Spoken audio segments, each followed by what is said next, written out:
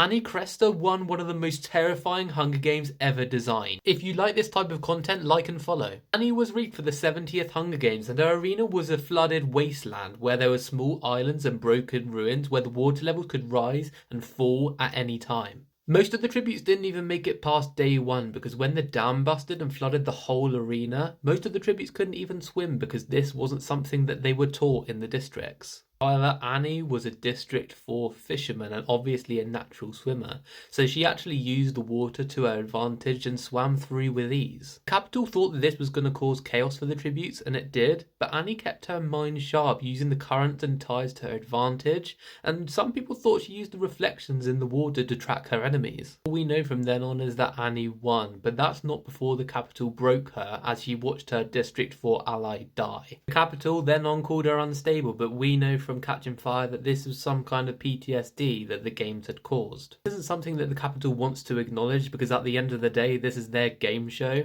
but this is the exact reason why Mags volunteered for Annie during Catching Fire, because she knew that Annie wouldn't deal with the psychological trauma if she had to go in the game for a second time. I'd be curious to see what Annie was like post Catching Fire because we know that she loses Finnick. However, we do know that she did win her games, and she didn't just survive the games, she beat the Capital, and this makes her one of the strongest victors we've ever seen.